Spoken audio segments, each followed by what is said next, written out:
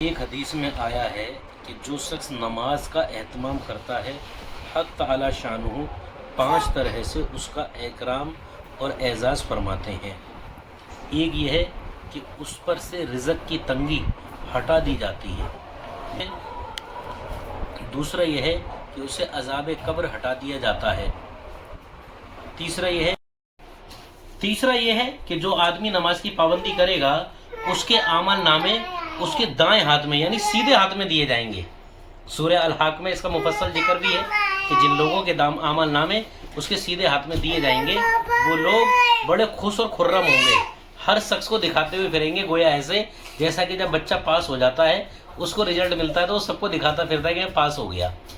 اسی طریقے سے سورہ الحاق کے اندر اس کا مفصل مذکور ہے، ذکر ہے کہ جن لوگوں کے اعمال نامے ان کے دائیں ہاتھ میں دیے جائیں گے وہ بڑے نہایت ہی خوش و خرم ہوں گے اور لوگوں کو دکھاتے پھریں گے کہ دیکھو ہمارا اعمال نامہ ہمیں سیدھے ہاتھ میں مل گیا۔ چوتھا جو نماز کی پابندی کے اوپر انعام ہے وہ پل صراط کے راستے پر سے بجلی کی طرح گزر جائیں گے، پل صراط کے راستے پر سے بجلی کی طرح گزر جائیں گے۔ پل صراط کا راستہ کیا ہے کہ بال سے باریک اور تلوار سے تیز اس کی دھار ہے، جہنم کے اوپر بچھا ہوا ہے، جہنم کے اوپر بچھا ہوا ہے اور 1500 برس کا راستہ ہے۔ ہر انسان کو اس پل صراط کے اوپر یعنی اس پل سے ہر انسان کو گزرنا ہے۔ جس آدمی نے، جس شخص نے، جس انسان نے دنیا کی زندگی کے اندر رہ کر کے 5 وقتہ نمازوں کی پابندی کری ہوگی، اللہ رب العزت اس کو اس پل صراط یعنی 1500 برس کے راستے پر سے بجلی کی طرح گزاریں گے۔ بجلی کی طرح گویا کیسا؟ صحابہ نے پوچھا کہ تم دیکھتے نہیں کہ آسمان میں بجلی کتنی تیزی سے کڑکتی ہے اور پھر وہ غائب ہو جاتی ہے؟ آج کے زمانے میں اگر ہم سمجھنا چاہیں تو یہ ہے مثال کہ بجلی کا ہم بٹن دباتے ہیں بورڈ میں اور ترنت بلب جل جاتا ہے، کہ بس جتنی تیزی سے بلب جلا اتنی تیزی سے ہم اس پل صراط پر سے گزر جائیں گے۔ یہ چوتھا انعام ہے۔ پانچواں جو انعام ہے اللہ رب العزت نے رکھا اس نمازی کے لیے کہ انسان جو 5 وقتہ نمازوں کی پابندی کر کے اس دنیا سے جائے گا اللہ رب العزت اس کو حساب کتاب سے محفوظ رکھیں گے۔ میرے دینی بھائی اور بہنوں، حساب کتاب جو ہے وہ بہت بڑی چیز ہے۔ اگر اللہ رب العزت ہم سے یہ مانگ لے کہ میرے بندو، میری بندیوں، ذرا تم یہ بتاؤ ہم نے تمہیں آنکھ کی نعمت دی تھی، آنکھ سے آدمی دیکھتا ہے، ہر چیز کا معائنہ کرتا ہے، سمجھتا ہے اور ساری چیزوں کو دیکھ کر کے پھر وہ اس کو تجربہ کرتا ہے کہ ہاں یہ اچھی چیز ہے، خوبصورت چیز ہے، یہ بدصورت چیز ہے۔ یہ آنکھ کا ہی تو کمال ہے۔